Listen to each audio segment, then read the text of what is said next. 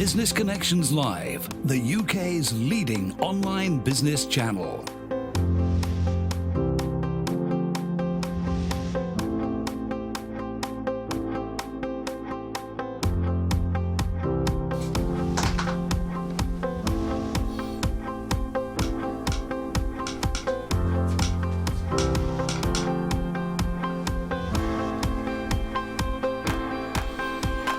This is Business Connections Live with Steve Hyland. Hello there, welcome along. This is Business Connections Live, the program for entrepreneurs, SMEs and business owners. Now, on today's show, we're going to be discussing how strategic eating can upgrade your health and also upgrade your energy as well. Joining us in the studio is Kate Cook. She's been at this for something like 20 years. She's been talking about the benefits of eating well, looking after yourself. And she's just published a brand new book. It's called Positive Nutrition. The book's available right now. We'll tell you more about that a little bit later on. But Kate Cook is our guest today on the program. Kate, lovely to have you back. Oh, it's great to be here. Is this number 3? It is, isn't it, I think? Number 7. No, not the book. Oh, I see. Times on the programme. Oh, yes. I think it's got to be. Yeah, it's going to be. It doesn't even understand the question. Yes, it is the 3rd time I've been here, and it's been just such good fun, and I love this interview space. It's great. For people that don't know who Kate Cook is, who is Kate Cook and what does Kate do? Well, I'm a corporate nutritionist. That means that I go into businesses educating people on the foundation of wellness, which I believe to be nutrition. And it's really grown over these last 20 years. So 20 years ago, it was a pretty tough gig, this. But now, so many departments, from training and development to HR to health and safety to all of those sort of departments, talent retention, are all into how we can reclaim vibrant energy in order to get, to really propel our careers and business forward. There seems to be a realisation in business, and that there seems to be more awareness when it comes to what we eat gives us what we are, and then also mental illness as well, and the two seem to go hand in hand a little bit. It's all about well-being these days, and it just seems that business owners are actually getting their heads around it. But are every business owner getting their head around it? Are small businesses still in the dark ages, but the large corporates seem to be more enlightened, do you think? I think it really depends. I mean, I've talked to companies that are massive, so huge construction companies, engineering companies, so really massive companies who are obviously very invested in this. But also small companies, like I just did a PR company the other week. There's literally 6 people sitting around a table having a discussion about this. So it really just depends on the investment a company is willing to put forward. But I think when you look at things like absenteeism or even presenteeism, where people are turning up to work and having a snooze under the desk, so it is actually critical, especially, dare I mention it, in these turbulent times, is to get the best out of our people so that we can do our best job in the probably choppy waters ahead. When you turn up, are people looking for that one secret, that one thing that they can do that will just change everything? That one switch that they can throw, that all of a sudden all their problems seem to disappear and they're getting it all right. Yeah, I think that's human nature, isn't it, really? That sort of, the fountain of youth, the elixir. Which we both know where it lives, don't we? Yes, we certainly do. Trouble is, we haven't been there yet. Well, at least I haven't. Well, you have, I'm yeah. 120, speak for yourself. So, I think so. People do look for it. But I think the fundamental problem is that people don't know how to play the game of nutrition or even the game of wellness. So people look at it from the wrong way up. So they're looking at the detail first. So people are looking at the chia seeds and the old, sort of, I don't know, some kind of secret, essential fatty acids or whatever it happens to be, without looking at the fundamental game, how to play, sort of getting your guiding star in, knowing what you're doing in the sense. And then you're able to play a much more successful game in terms of your nutrition. So it's really about understanding the base of it, putting in those fundamentals, and then after that, the game is pretty easy, and you can reclaim that vibrant energy. Is the long and the short of it is that if there's no pain, there will be no gain? Because what did you have for breakfast this morning?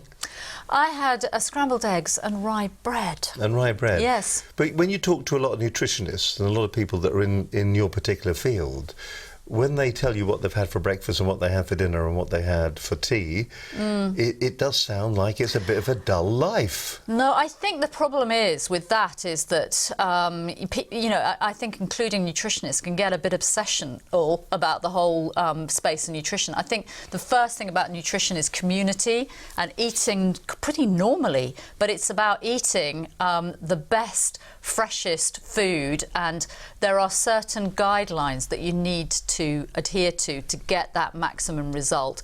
After that, if you apply too much detail, you're missing the point. So I think you know, there are some hacks you can do to upgrade your energy, but don't start with those hacks first. You've got to start with the fundamental basis to start with. You know, when you look at things like tribal diets, where you're looking at ancient civilizations, you can see that industrialized eating, so as soon as commodities came in the 1860s to indigenous populations, that's where this health takes a massive dive. So is it processed food, is it processed sugars, is it all those kind of things that actually, if to use the term, have screwed us over a wee bit? Yeah, massively. So, you know, if you just start with that, instead of kind of believing all the marketing hype that is around persuading us that we need to trade time, you know, time is basically the commodity at the bottom of a poor nutrition story.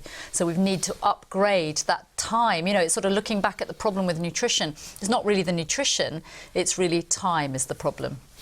So that our viewers can actually get a quick fix, is there one?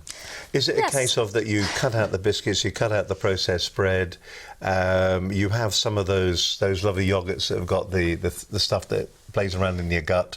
Is that the way that you go forward, or is it something different to that? Never. Yeah, never. Never. Never. Never, which is, I think I've said it here before, but it's worth repeating again, which is avoid, you know, what we're trying to do in nutrition, the type of nutrition I do, is balance the blood sugar. We're balancing a hormone called insulin. Insulin is the undercurrent all degenerative disease, including Alzheimer's. So some people call Alzheimer's, what do they call it? No, they call it, sorry, that was genuine. They call You're it... back in the room. They call it diabetes type 4. So it's actually, it's really fundamental, this balancing of insulin. Now that sounds a little bit technical, but all it is really doing is balancing blood sugar. So the way we do that is avoiding sweet, fluffy and white foods. Sweet, fluffy and white foods cause an insulin spike. So they're causing things like fat, especially stored around the middle. They're causing brain degeneration, inflammation, all degenerative disease. I've got all of that. Oh, no, you haven't. It's awful, isn't it? But you So see, the if thing you is, want- I am addicted to it. I am addicted, I think. I don't have sugar in my tea. Yeah, but then you're missing that point, which is not about really pure sugar. It's about how food turns into sugar to influence your biochemistry. You want to really play smart on your biochemistry. I know that sounds a bit technical, but it's kind of like man as a machine in a way. We're so used to thinking we're invincible. We're so used to thinking that actually it doesn't matter. That all the time we're eroding the potential that we've got, both personally and in business, by not playing the game to the top level that you can. And nutrition is the way to do that. You know, it's actually fundamentally creating energy. So it's creating an energy currency within your cells that lets you play your game right at the top. So there's no... If you don't want to play the game at the top, then go for the biscuits or go for the sweet, fluffy and white stuff. If you do want to play the game at the your best, then you need to do something different. Not you personally, of course, Steve, but, you know, we all need to, as business owners, really embrace that energy currency. But there is nothing like it, sitting down with a packet of biscuits and just slowly working your way through them. But then that's addiction. Is that addiction, and is that's, it? you know what? That is okay if you don't want to play the game at the best. If you do want to play the game at the best, then do something different.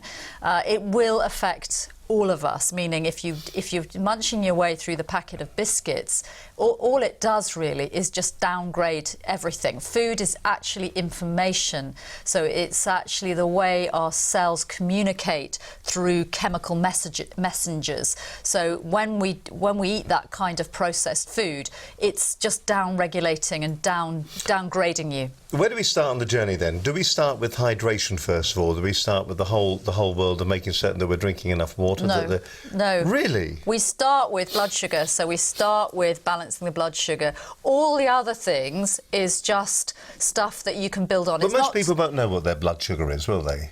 No, but it's not that, meaning a diabetic is measuring blood sugar on a regular basis. On a regular basis. It's not that. It's really about how the food you're eating is being handled in the system. And you will know that because if you are not playing the top of your game, you'll be tired, you won't be sleeping very well, you'll be hungry all the time, you'll be grabbing the biscuits, you'll be addicted to food, you'll have cravings. So it's not something you need to measure on a regular basis. How do you differentiate between cravings and enjoyment of food? There are people that say they enjoy wine. It's not so much that it's a craving for wine, but when they drink a glass of wine, they really enjoy it. When they go out for something to eat, they enjoy the experience of going out to eat. It's how do you realise that you've gone past that and you've gone into the realms of addiction, and it isn't we were talking here. I can quite happily, and it's wrong, I know that. I will come in here, I'll have no breakfast, and I'll all the way through, and I'll just eat in the evening. And probably won't even drink enough when I'm here. It's just, it's not wrong, and I'd never judge anyone for what they're doing. I think really nutrition needs to come back in a much more kind of holistic conversation, which is, people are looking for these quick fixes, which is, what can I do to give us a couple. I'll give you a couple in a minute, but just looking holistically for a second, it's just like there's nothing wrong with enjoying a glass of wine. It's nothing wrong with sitting down and enjoying a great meal cooked well that you're sharing as a community, sharing with your family or sharing whatever. That is proper nutrition. What isn't proper nutrition is gobbling an avocado by yourself in the car park because you want kind of functional nutrition. That's just not how, in my world, how nutrition not should be, but it's much more involving of everybody and involving everybody, not like Gollum, in the cave, kind of like eating his fish, by himself. That is not nutrition, in my view, or not good nutrition. So the quick hacks really are about blood sugar balance. It's really about, we look at that as the guiding star. So as I say, it's avoiding sweet, fluffy and white food and going for food that is thick, fibrous protein and fat. So it's really about getting the density of the food and getting the food to work for you and for your energy. So the quick fix is really about getting the foundation in, and I always start with breakfast as absolutely the quickest, fastest hack to change your energy like that overnight, and really start on the journey of then saying, right, what's the next things I can do? Well, I'll tell you what, hold the thought for a moment. We're going to tell you more of those quick fixes, those hacks that you can do in your life to get the energy back that you're really looking for. And really today we are talking about that strategic approach to the way that you're eating to make you and to allow you to have more energy, to allow your brain to function more positively, and for you to be more successful in your business. And it is down to what you drink, it's down to what you eat, and it's the way that you look after yourself. More to come from my guest today, Kate Cook, and we'll be talking about her brand new book, Positive Nutrition, in just a few moments' time as well on this edition of Business Connections Live. You're watching Business Connections Live, and let's go back a week, shall we, right now. Last week we talked to Troy Norcross. He's the co-founder of Blockchain Rookies, and we're looking at how blockchain is going to impact your business. What does it mean to your business? There was a lot in the news, actually, during the week. It was very interesting having Troy on last week, and then the following week we hear that there was this Australian chap who had been operating a big blockchain, lots of investors, about £110 million had been invested inside of it. Unfortunately, he passed away, taking the key to the blockchain with him, and all that money, albeit in cryptocurrency, real money still, this mutual belief in the value of it, is still locked up in a blockchain somewhere. They can't get in, they can't get the money out, they can't get the cryptocurrency out. Very, very difficult situation. And it was interesting, actually, as a result of that, there were some people that we've been working with recently, and we went to them and we said, look, when you're working with your clients, they actually write wills. When you're working with your clients, maybe this is something you should be considering as well. Those passwords, any passwords that you have to any account that you have anywhere in your life, what happens if something unforeseen should happen to you? and you should pass away. Where does that leave all your relatives, your family afterwards? Interesting point of view, something to look into. Anyway, let's go back to last week's program. Troy Norcross, co-founder, as I said, of Blockchain Rookies. Good show. Here are the key takeaways from last week's edition of Business Connections Live.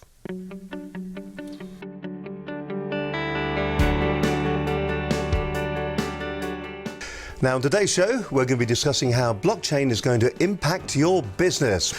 Joining me in the studio today is Troy Norcross. He's the co-founder of Blockchain Rookies. Well, you've hit on one of the really important distinctions, that indeed blockchain and cryptocurrencies like Bitcoin are indeed separate. So one thing we always say is that if you look at email, all email runs on the internet, but the internet runs more than just email. I try to boil it down to a shared Excel sheet. You've used Excel before. Yeah. If every row in an Excel sheet is a transaction and a group of transactions forms a block, I can then use something called protected cells and put a password on those cells so I can still see them, but I can't change them anymore. I put another group of transactions as another block, and I include the password from the first block in the next, creating a chain of blocks. I now share my Excel sheet with thousands of people, and I've got a shared Excel sheet with protected cells. And that's really a very simple explanation as to what is blockchain. So we talked about logistics and banking. Those are already kind of making headway. I think the whole idea of using blockchain for anti-counterfeiting is a really interesting area. So whether you're trying to track luxury goods or whether you're trying to track pharmaceuticals, making sure your supply chain is clear that only the real authentic ones get from manufacturing into the stores is a really important thing. I think the other thing that we're finding is provenance. And by provenance, I mean, what was the actual source of all of the individual components that made up your t-shirt? And how did it actually get there? You're finding that customers want to know what was the provenance of that entire item from an ethical perspective or from a green perspective. And I think blockchain can help people to provide that information to consumers. How do I know if I need blockchain? If you have multiple companies, multiple entities, whether it's across the supply chain or whether it's in a marketplace, then the blockchain can provide a platform. And we say if you're going to cooperate with your competition, it's co-opetition. Now, where do you get it? Do you download it off the shelf? Do you go and buy it? Where do you get it? The interesting thing about a number of the protocols, blockchain protocols, is they are open source. And that means you can go onto the internet and download an actual copy of the code that makes up the blockchain, install it on one of your own computers, and have your own blockchain immediately. So between blockchain protocols, there are people that are trying to allow those kind of data exchanges to happen. But between the three of us, we should all have the exact same copy and have the exact same rules upon what it takes to write into the blockchain and to read from the blockchain. But the whole open source community allows the community to build, grow, fix, and maintain. And companies profit by putting, as you say, layers of service on top. So the Hyperledger Fabric from IBM is a layer on top of the Hyperledger open source blockchain. The thing about data, especially when it comes to blockchain and transparency, which is one of the other things I talk about for the Bitcoin blockchain, is if all the data is there and all the data is visible, a lot of companies don't like that. Transparency is not always profitable. I don't always want everyone to know about the details of the transactions that I'm having. So you have to decide what data is stored on the blockchain, what data is not stored on the blockchain. Blockchain is a tool, and you can use tools in a variety of different ways, whether it's Maersk or whether it's Pfizer. Everybody's going to use the blockchain and the data that's stored on their version of the blockchain for their own commercial benefit. I don't think there will ever be a government blockchain, because if there is, it's by default centralized. It's central government.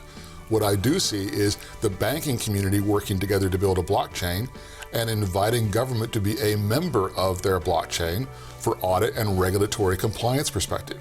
So blockchain is a tool. You can use it for a variety of different things. Is it a panacea that we can simply say, oh, we'll just throw a blockchain at the border and it will solve everything? No. What I do believe is with the ability to do distributed, decentralized, and immutable, the three main characteristics of blockchain, you could write records both for and delivery on customs things. And when you do that and record it in an immutable ledger, I think you could get a long way towards compliance without having to do actual physical checks. Hi, my name is Troy Norcross. I'm co-founder of Blockchain Rookies. It's been great being on Business Connections Live today. If you're a small business owner and you want to know what is blockchain, think about it simply. It's an Excel sheet with protected cells that's shared with lots of different people. When do you need to think about blockchain? When you have multiple distrusting parties that want to work together. Blockchain is a platform for co-opetition. And if you're looking at ICOs, STOs, or using cryptocurrencies to raise cash, you can do that, but be very clear, to be very careful that you're going to have good treasury services. It's been really great being here, and I hope you've enjoyed my explanation of blockchain.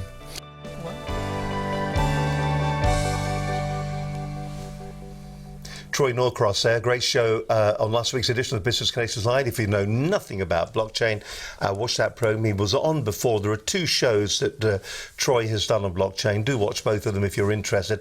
As I said, blockchain in the press at the moment. A year ago, I was looking in the papers. A year ago, the value of cryptocurrency was through the roof, and now it's kind of bottomed out a little bit.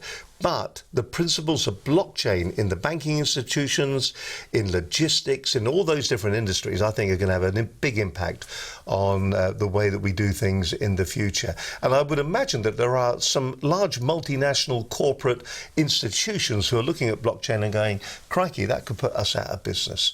It's a very interesting program. If you're not familiar with blockchain, do watch the programs on Business Connections Live with Troy Norcross. Okay, now if you thought the programs or today's program is very good, don't forget you can have a program just like this one for your own organisation. Maybe you're thinking about positioning yourself as an expert in your particular arena, maybe a thought leader as well for that matter. Well, then you can come on the program. It's dead easy to do. All you got to do is send us an email to this address. It is studio@businessconnectionslive.com. If you don't fancy emailing, why don't you pick the phone up? There's a guy called Angus Grady who does a lot on LinkedIn. He's a buddy of the program. And what he does, you know, when you do a LinkedIn, do you know this, Kate? When you do a LinkedIn contact, you sign up with somebody and they come back and they go, yes, I've accepted you. And then LinkedIn says, start a conversation. And 99.999% of us don't start a conversation. It just happens.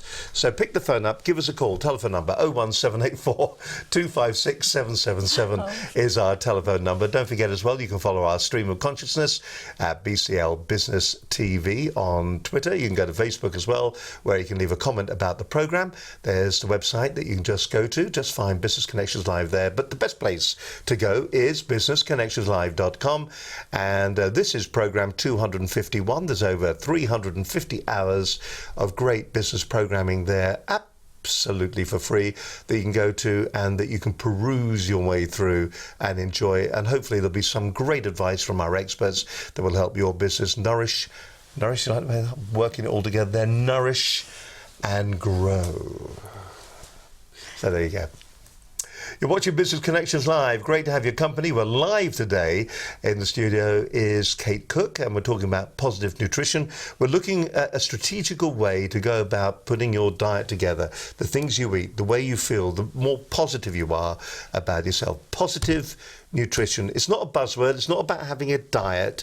It's about having a lifestyle. It's about having a successful lifestyle. It's about putting yourself in the best possible place to be successful.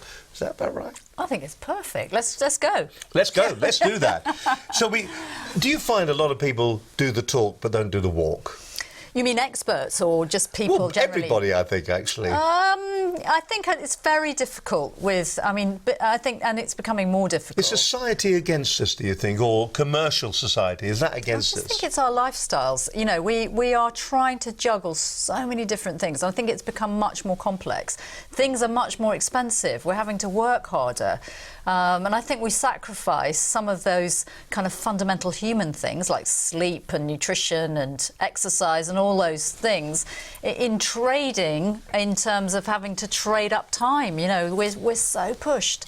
So I think, you know, with the best will in the world, it is really, really difficult to start off and change your regime. And I think instead of doing it for a reason, you know, so I think a lot of people with nutrition are kind of, they want to be beach ready, they want to, you know, kick ass because they've got to some meeting or whatever. But actually it's these short-term goals people are looking at, so they'll change everything in their life to get hold of that for a short period of time, but they can't sustain it. So it's really about starting at the beginning, starting slowly, and actually building up. And then once you feel the difference, then you think, God, there's something in this, you know, and you start to upgrade naturally without it being a great big change in lifestyle. Well, let's start at the top then. Let's start at the brain and work our way down then, shall we? Yes. Brain health seems to be where it all does begin. Yes. Get the brain health right and the rest seems that it will follow.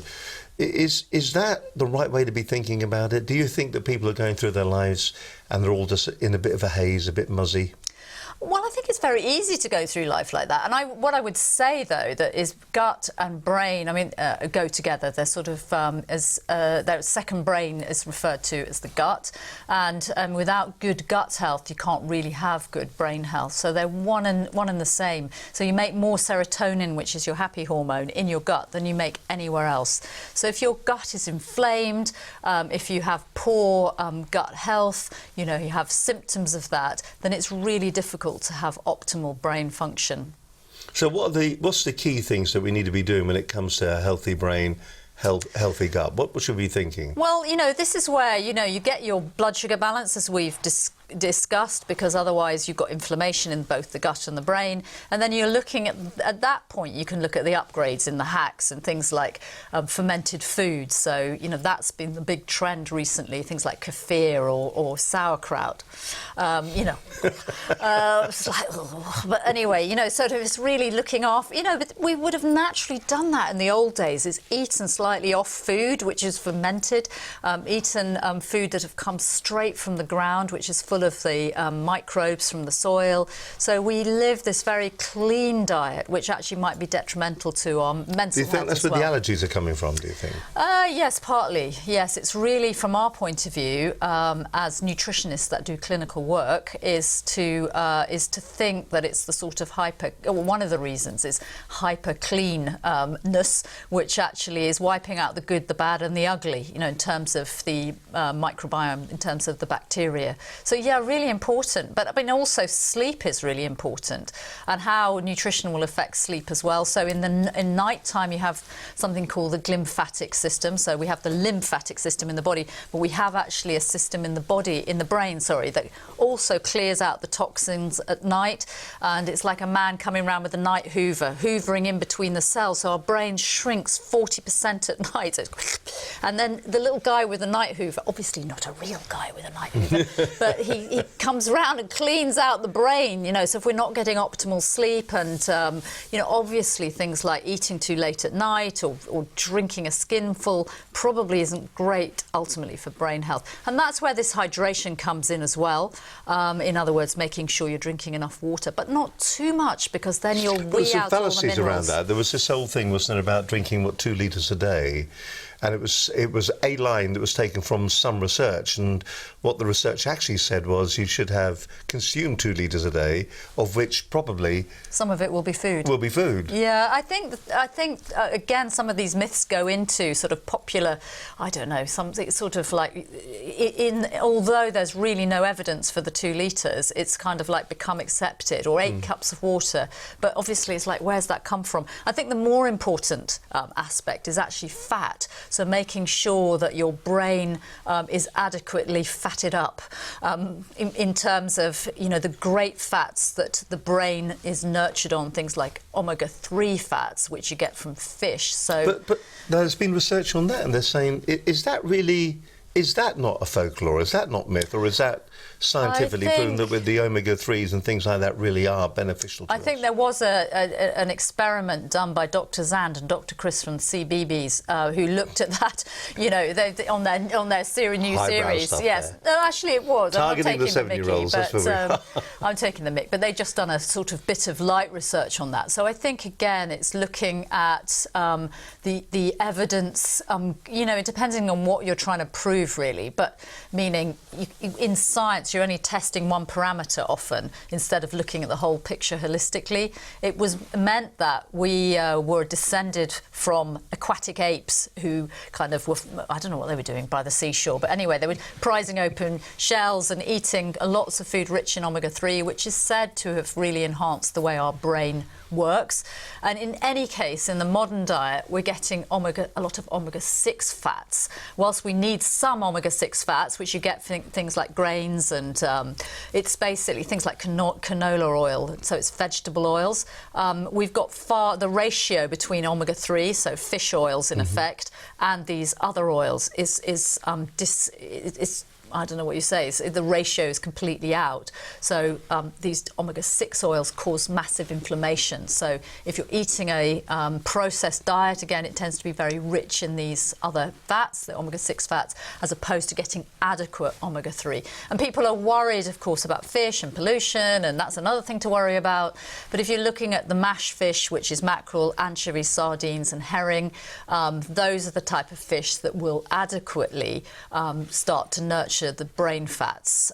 So is there a fish, is salmon maybe a good fish to be going for your omega-3? I mean, what? I wouldn't personally go for salmon unless it's organic, but you get wild salmon and then you get farmed organic salmon. But, you know, the trouble is with any farmed animal is that you've just got to worry about the conditions the animal's kept in. And, of course, that is translated to you, you know. So if you're eating a lot of salmon that's been fed a lot of antibiotics and, you know, and actually it is said that the manufacturer or the people who choose to have salmon in their shops can choose from a Pantone chart what colour they want the flesh to be of the salmon. So it's a slightly, it's an illusion anyway. It's got to be pink.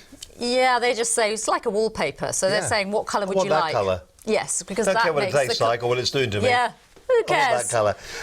Let's talk a little bit about why strategic eating then, and what do you mean by that? Well, what I mean by strategic eating is actually setting. So I think for so many of us, eating is pretty much an accident. It's kind of getting home at the end of the day, you know, and thinking, what's in the fridge? Expecting Dobby the house elf to have kind of stocked the fridge in your absence, and actually, you know, you open the fridge. And in there is just one old apple and a floppy bit of celery in the back, you know. And actually, a packet of penguins. A packet of penguins. So, yeah, so basically it's that sort of lack of planning, and I think that's the thing. And also if you're in a partnership, it's the sort of ringing up and saying, what's for dinner tonight? They say, oh, I don't know what's for dinner. Have you got anything in? It's like, no. Have you got something in? No. So, you know, stopping at the supermarket on the way home, picking up something when you're probably hungry, and it's actually, there's no real thought in it. So in business, we're very strategic. You know, we've got I hope we have, we've got a plan, we've got a vision, and we know the way we're going to achieve that. And I think so often we put our own life to the back and the back priority, and we don't plan to succeed in terms of upgrading our energy. So strategic means you're doing it on purpose and you're doing it to get a result. So what would you have tonight? You'll know what you're going to eat this evening. Yes. What will you be eating? But I know what I'm going to eat all week. Although I'm not a spreadsheet person, my husband luckily is. He's done a spreadsheet and he's put colours on it, which really obviously appeal to me. Now it's got colours on it, I can operate this thing, you know, it's marvellous. So, yeah, so it's really from that is to plan, you know, so for example, we had a roast chicken yesterday, so we've got the stock from that, and I can make a risotto from that, or I can make with buckwheat, and tonight I'm having dal, so and I'm having organic salmon tonight, so dal and organic salmon, but I know what I'm having each day, and from that you know what you're going to have for lunch and what you're going to have for breakfast, and it takes that decision making out of the process, so that actually these things, you don't get that decision fatigue. It's actually that it's part of your business strategy, in effect, to know what it is you're trying to achieve and to achieve it. When you look back when you were younger, did you play food roulette then when you would come in? Would it be anything that was in the fridge? Were you there? Did you do that? Did you experience that? I was sort of lucky because lots of nutritionists come to nutrition because they're ill, they've been ill, and nutrition has sort of saved the day. But for me, actually, it was really only through in effect, personal development. I got into nutrition because I just realised that it's flipped this massive switch to kind of go boom, boom, and you're living at a totally different resonance. You're living at this amazing, you know, you've got energy to do what you want. You know, I'm taking on an MA in the autumn in food anthropology at SOAS, which I'm really excited about. I've got a campaign in my town to unify the city. You know, so it's like you play your own game, you play your business game, but then you've got energy for both family and your passions, and it's totally different. So yes, when I was in my 20s, I was an interior designer, of which I was completely rubbish because I couldn't give a monkeys about people's curtains, you know. So it was like I was in the wrong job. You know, people were like, my curtains are 2 millimeters too long. And your problem is, you know, so I was in the wrong job. But in those days, my blood sugar, so it's the way I was handling the energy, was just terrible. I'd be literally, my head would be, you'd be like going through treacle, and then you sort of, you know, I don't know, I remember being with my boss and both of us had our heads in the soup. We were so tired. But you don't need to live like that. And that was when I should have had vibrant energy in my 20s. But I think I've got more energy now in my 50s than I ever had in my 20s. And more passion and more kind of like, you know, a zest for life and everything that brings with it, as opposed to... you know, that rather sort of, God, just let's get through the day. You know? Well, I'll tell you what we're going to do in just a moment. We're going to talk about creating your strategy, the focus on the quality, and also discussing why fat is our friend. I've got lots of friends then. So we'll be finding more about that. My guest today is Kate Cook. She is, we're talking about positive nutrition on today's edition of Business Connections Live. All right, then let's go back and get you some more great advice. How to minimise stress and increase productivity. Sarah Alexander joined us here on the program. She's a business advisor, coach and trainer. She was on the programme on the 3rd of December last year on Business Connections Live 245. It was a fantastic show. Now, as we're all aware, I mean, we've been talking about it here, we're all busy, we're caught up in the seemingly endless treadmill of emails, work pressures, information overload, constant distractions and feeling of there's never enough time. But that all results in stress. So what do you do about it? How can you control that? The whole show is a show well worth watching. But just give you the key takeaways. Here's Sarah Alexander on Business Connections Live. I'm Sarah Alexander. My business is Coaching Magnificence, and I'm based in Godalming in Surrey, working with business owners, senior directors and their teams to help them manage stress and be more productive.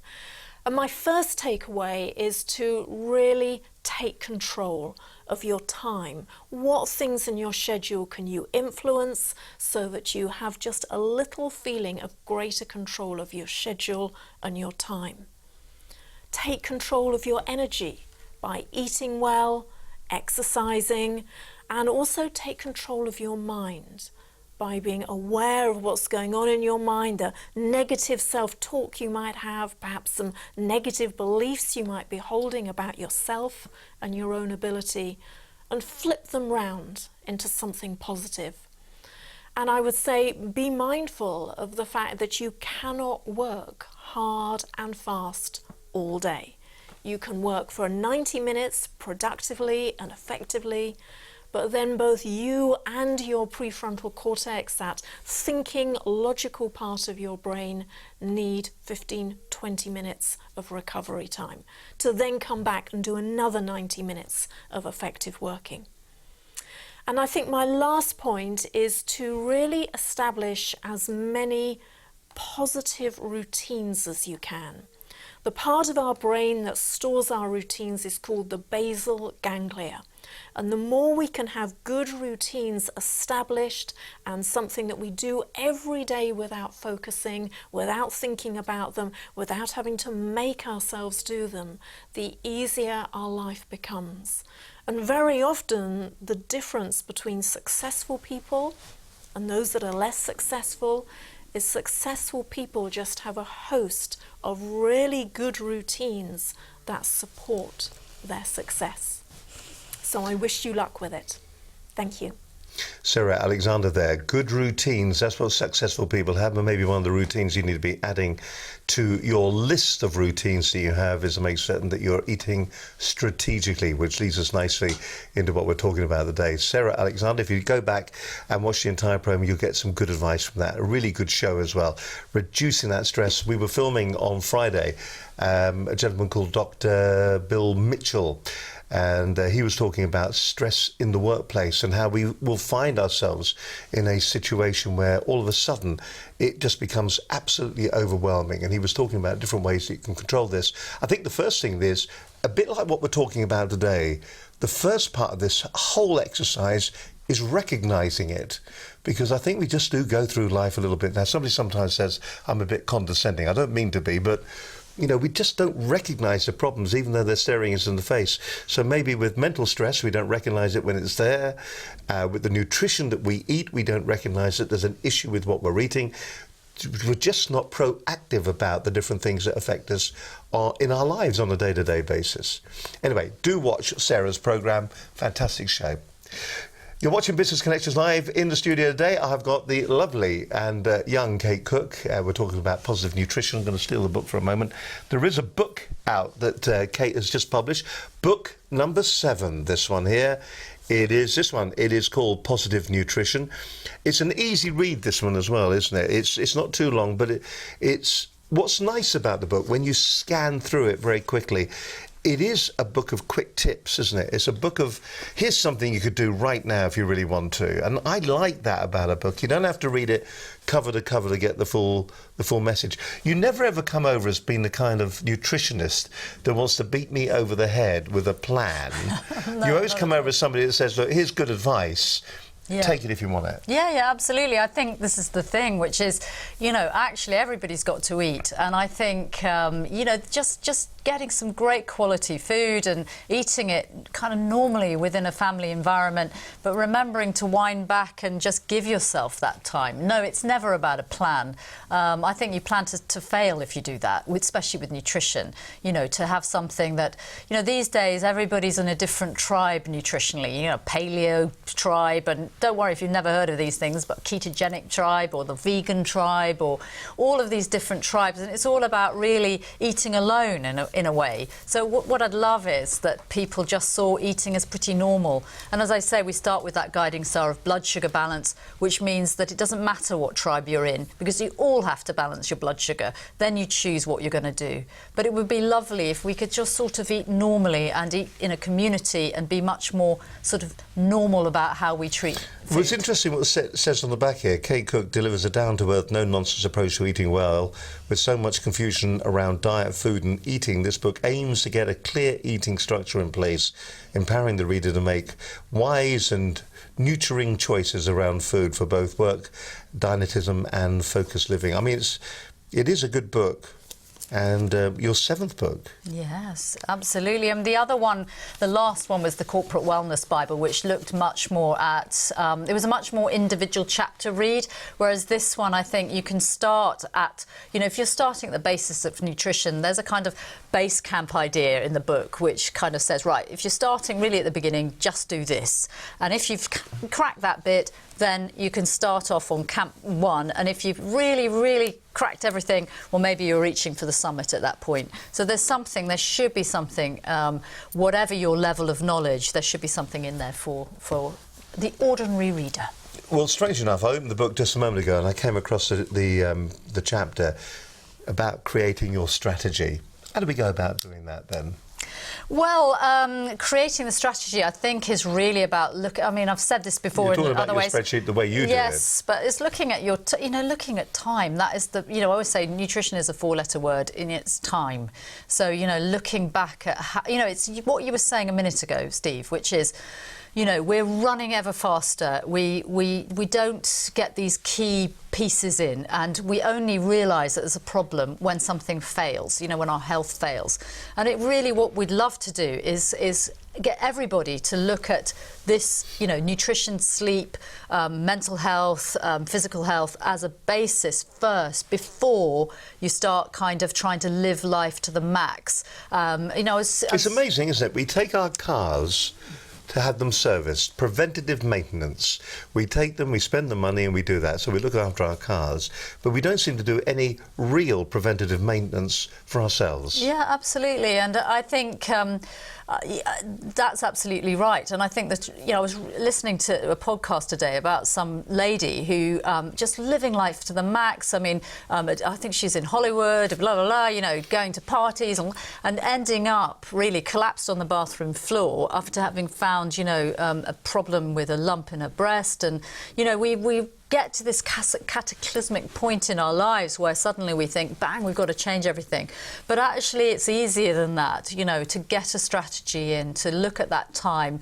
Once you look at the time and offload things that you don't want in your life, whether that's sort of toxic people or toxic work or work that you don't enjoy, and having that time to really focus on the nutrition. And as I say, it starts off really, without sounding like a stuck record, which I am, is looking at the blood sugar balance, so avoiding sweet, fluffy and white food, making sure that you're getting good quality food, so that's another strategy. So learning how to really shop and connect with who you're buying your food from, because that is how you build a community around food. So avoiding those blood sugar peaks and troughs, down-regulating inflammation, which is the cause of most degenerative disease. And then after that, as I say, you can add in the hacks. That is also being strategic. So looking after brain health, looking after gut health. All of these things isn't wrong, but often sometimes people start with that as opposed to getting the foundations in first. How do you stop people from becoming obsessive? Because that tends to be the thing that happens.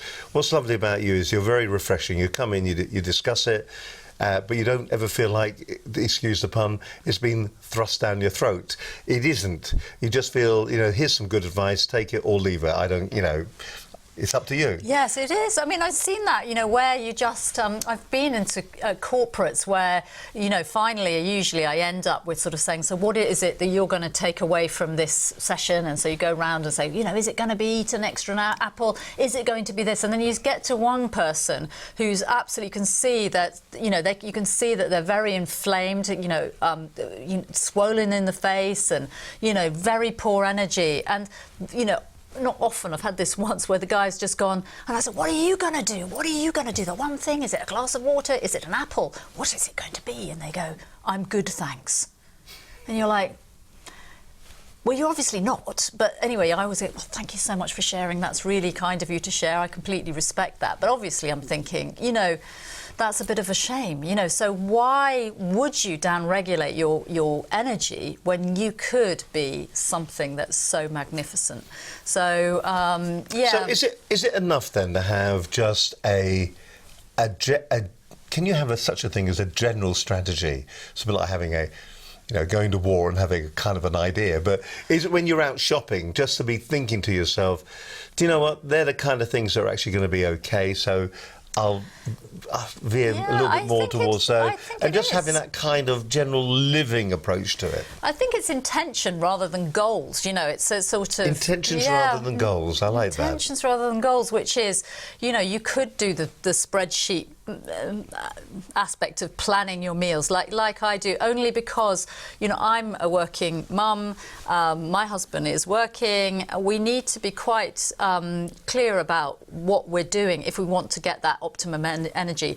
But it's good enough to go into a supermarket or wherever you buy your food. I prefer it if people bought from independent people, but that's my kind of mission, if you like. So independent shops and, and supporting all those people who are trying to make businesses, they're... Do they give nectar points? Probably not, unless well, it's... there you go, then. Exactly. But you'd be supporting your own community. But yeah, so otherwise I think it's good enough to think, is it sweet? Is it fluffy? Is it white? If it is, don't pick it if you want great energy. If you don't want great energy, then knock yourself out. What about the quality of it then? Let's talk a little bit about quality. Why is that so important? Well, the quality, I think, is important. And what do you mean by that as well? Because we're talking about, Yes. don't be fluffy, don't be, not fluffy, not white, so on.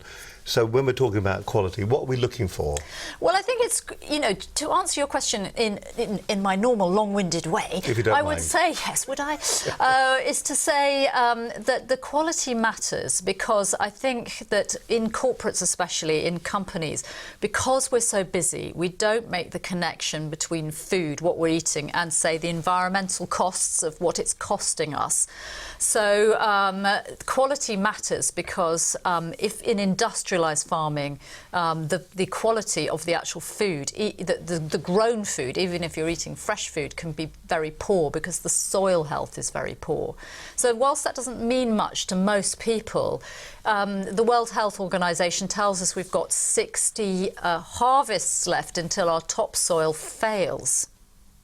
And that's pretty big for me, meaning because we can tinkle along to Waitrose or tinkle along to Sainsbury's, pick up our stuff, we're busy, we just don't make that connection between that food has had to have arrived from somewhere, it's had to be farmed, and the topsoil is quickly degenerated with poor farming methods. But don't you think, and we won't harbour on this, but don't you think that, like so many things that we hear in the news and the press and research, that we take the worst possible scenario and we then put that forward as the only scenario? I don't think it is. That actually, there's a happier ending to that, which is there? if Oh, we. thank God for Yes, that. I know, it's like phew-wee. Which is that the World Health Organization tells us it takes 1,000 years to generate topsoil, so we're pretty stuffed if that's the truth. But actually, as it happens, if we change the way we think about food and our food system, it could be a lot quicker to regenerate that. So something called regenerative farming is a way of looking at farming differently in the way we produce our food. And I know that seems all a bit esoteric when people are just trying to get this optimum energy, but it's, again, when you've got optimum energy, you've got more credit in your bank in terms of your energy to say, well, let's look at global problems, let's look at how I can contribute to lessening these issues and problems. So it's not all doom and gloom, but it does need all of us to wake up and think the way we need to buy food and the way we need to engage in food needs to be more awake. Right. Fat is your friend. That's the next thing we're going to be talking about. 60 years, you reckon? Not going to affect me then, I'm okay. It's like we're okay. Yeah, we're okay, Jack. So there we go. Kate Cook is my guest today. We're talking about positive nutrition. More from Kate in just a few moments' time. Thank you very much to all the people who are downloading the program on a regular basis. That's really good of you. If you are watching it on one of the many platforms that the program goes out on, everything from YouTube, Facebook, Periscope, Roku, and also Blueberry and Stitcher, to name but a few. And also the big one, of course, the big boy that's out there is iTunes. If you're downloading on iTunes, thank you very much indeed. Thousands of you have done that in the past. Thousands of you will continue doing that. Please do leave a review if you find the programme useful and informative. Thank you very much indeed. Dead easy to do. Just go into your iTunes account on your laptop, view then in iTunes the programme, and you'll find a tab that says ratings and reviews. Now this is the important bit. Click on that. That'll allow you to leave a 5-star review and also to write a review as well. Say how brilliant you thought Kate was today. Give her 5 stars. Say how useful it was to your life. And what will happen then is the algorithms that are on iTunes, when somebody is watching another business program, what will happen is that it's hard to believe that there are other business programs, but if they are wasting their time watching other business programs, then what will happen? The algorithm will go, well, maybe you should be watching Business Connections Live, and your recommendation will push them gently in that direction. So we'd really appreciate you doing that. Thank you very much indeed. You're watching Business Connections Live. We're live on a Monday. My guest today is Kate Cook. I always enjoy having Kate in the studio. She's good fun and she's well worth talking to and listening to, for that matter. As I said, brand new book out, Positive Nutrition. Here's a website, The Business of Wellness. There it is. And asking the questions why you should invest in the well-being of your people. This is in your business environment. How does well-being engage with your CSR program? People with poor diets are absent 15% more than those with good diets. And are you empowering your customers' healthy choices? Now, as we've always said here, Kate isn't on a campaign to change the world. I mean, Kate, as Kate always says, take it or leave it. The decision is always yours, but if you can get some positive results out of maybe encouraging and educating your team, then isn't that worth doing? I mean, that's what it's all about now. We talk a lot about mental health. Shouldn't we be talking about our physical health when it comes to the food and the things that we consume and put into our bodies? As they say, my body is a temple. A run-down, old, dilapidated temple, but a temple nevertheless. Fat is your friend. I'm so pleased about that, because me and fat, we're You're like already that. friends. We're already friends, yeah. What do you mean by fat is your friend? And there's a lot of confusion around fats as well, aren't there? There are good fats, bad fats, and so on.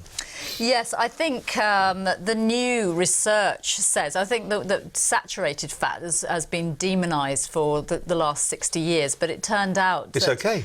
The research was done by somebody called Ansel Keys, and Ansel Keys was a fascinating guy who was flying high at the top of his career at the end of the war. He was the person who did the K ration in the war for the Americans, and he was the bee's knees, but he came up with a theory that saturated fat caused heart disease, and as it turned out, very long story short, it wasn't quite true. The research, well, the research had been slanted for him to pick the countries that actually proved that saturated, or seemingly proved that it did, but he wasn't looking at other factors. So it's a bit like saying 60 more harvests before we run out of topsoil. Well, it's a bit like saying that if somebody's overweight and seeing them holding an ice cream and saying that the ice cream caused them to be overweight, but of course it may be a contributing factor, but it might not be the reason.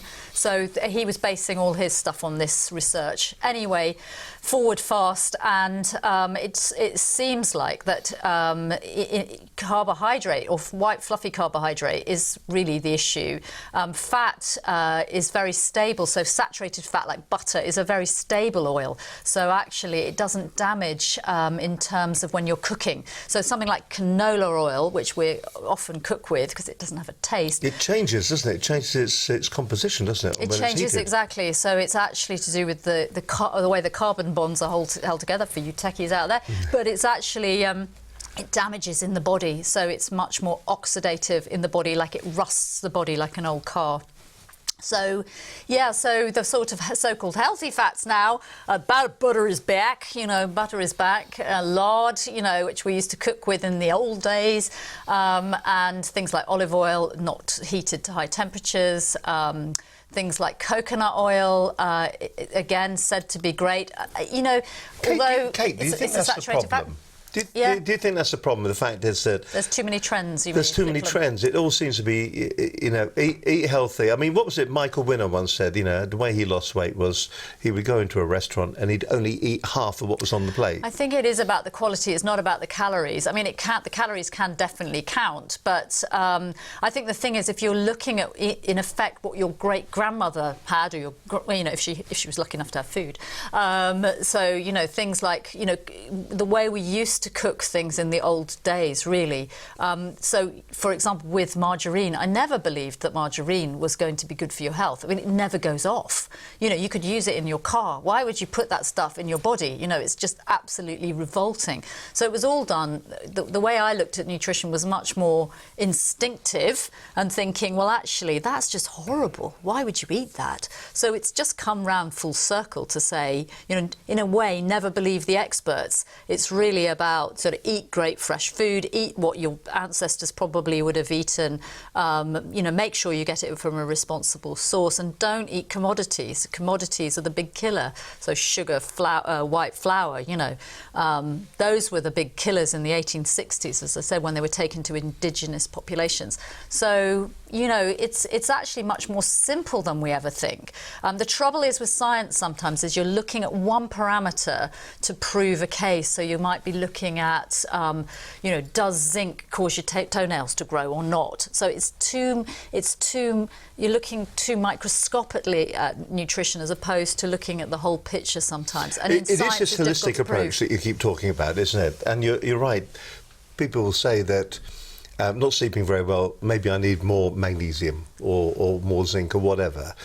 And they look Yes. for, but everybody is looking for just that one thing that is going to fix everything, aren't they? Well, you know, magnesium is a key reason why people don't sleep, but sometimes people aren't doing the basics first, which is, you know, they're sort of adding that in and then having 40 pints of wine. You know, it's sort of like you've got to obviously start from these foundations. And then sometimes, you know, because of poor lifestyle and poor diet and, you know, stress, for example, you can deplete your mineral sources, absolutely. But, you know, it's people going into the fancy footwork before they've started on the basics. And the nutrition story, really, that's not to say that nutrition science should be ignored. It's really interesting, fascinating, and we've made huge strides in it. So it's not to ignore all that science, but it's to actually also use common sense when it comes to eating. You know, don't buy things in a packet with a barcode on it. You know, don't do it. But what does that require? It requires that you prioritise more time, because otherwise you've got to, in effect, you've got to cook it. And that is the stumbling block for so many people. They just don't have the time. And it's probably society as well, isn't it? It's the lives we lead, isn't it? Well, yes, and also, you know, as a working mum, I think, you know, obviously women traditionally have been the people to nurture the family and bring the food into the family. And I know as a working mum, you know, it's coming back from, you know, a gig, as I call it, you know, going to see a client or corporate, or, you know, going to a conference. That's when you really have to be planned, because otherwise you get home, it's late, and, you know, the temptation is, well, not for me, obviously, but it's to nip over the road and have a takeaway, which is what most people do, or get something out of the freezer that's a packaged food. But yeah, so it's just planning that and prioritising that food is really important, and such a good fun thing, and such a sort of really, it's really a vibrant thing, and a wonderful thing, and a pleasurable thing. It shouldn't ever be that nutrition, for the sake of health, kind of like you're killing yourself because you're trying to be, you know, eat sort of some alfalfa sprouts. You know, it's actually about doing something much more giving than that. Do you know what? It's been a real insight, as always, talking to you. I've really enjoyed it. The hour has flown by. No. We're through? No, really, it has. It's flown by. So what I'm going to ask you to do is those key takeaways for us, please, if you don't mind. Straight down. I forgot about that. Yes. That camera over there. You kind of just done that, but you're going to do it again anyway. Okay. Say who you are, where you're from, Yes. and the key takeaways that we need from today's programme. Take a breath. The airwaves are all yours. Hello, my name is Kate Cook, and I'm a corporate nutritionist, which means that I go into businesses and I try and empower people to look at nutrition as the foundation for health and productivity in the workplace. So the three things I would say is to get vibrant energy. Number one, balance your blood sugar. We talked about that today on the programme, but that means avoiding sweet, fluffy and white things and going for things that are thick, so that's dense, fibrous, protein and the so-called good fats. So if you do that and you make those choices, you automatically will balance the blood sugar. The second thing you need to do is that you need to eat your breakfast. And the breakfast I'd like you to try is something different. Don't go for commercial cereals because they're usually full of sugar. So go for something like eggs, sardines, rye toast. Be different. So you're looking for, remember, thick, fibrous protein and fat. Be creative on that. So you might have nut butters like cashew nut butters on rye toast. Yum. So try something really different. When you've got the blood sugar balance, you will see that almost in a day that will change your entire energy. And number three, nutrition is a four-letter word. So time, T-I-M-E. So it's really about time, prioritising that and realising that so much joy comes from what you eat, and you can be absolutely sensational by just getting that foundation right. Fantastic. The lovely Kate Cook there talking about how you should be strategically eating. Got to get a bottle of wine out for lunch, I think. We're all ready for that. Would you join us? No, thanks. Do you know, and absolutely a real insight. Once again, if you want to go to Kate's website, you'll find it at katecook.biz. How fortunate that the name has got Cook in it. I like that. It's, but you know, some of those things, isn't it? The Business of Wellbeing about Kate, wellness speaker, corporate nutrition, food consultancy, clients and testimonials, blog and contact. Find out more about Kate. You can go to the website. You can see other interviews that she's done with other people that are less as important than we are. And it's a terrific site. It's really, really good advice. If you want to get hold of the book, is it available on Amazon? It's available everywhere, apparently. Available everywhere. Positive. That's where they sell books. Nutrition is the book. Let me take the, there we go. Positive Nutrition is the book if you want to get hold of your copy.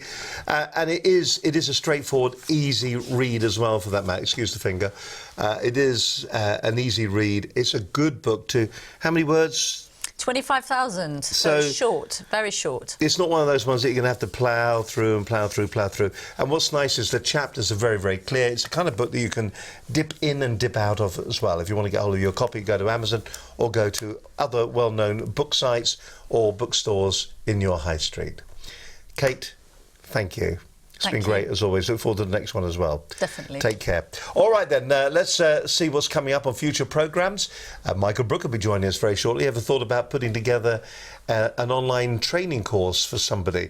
Well, Michael's the man. He'll help you put the course together. He'll be explaining the things that you need to consider when it comes to putting together an online training course that will maybe earn you passive income while you sleep. It's earning you money.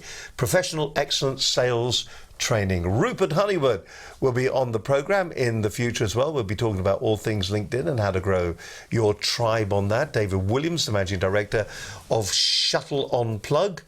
In fact, Shuttle On. There must be a comma in there somewhere. David Williams, Managing Director of Shuttle.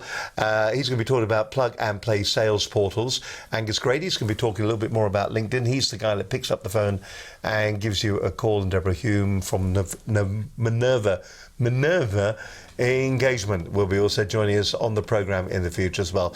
But for today, thank you very much for joining us on this edition of Business Connections Live. And from myself, Steve Hyland, and the lovely Kate Cook, let's do it all again next Monday at 12 noon. Till then, have a great week. Bye for now. Bye-bye.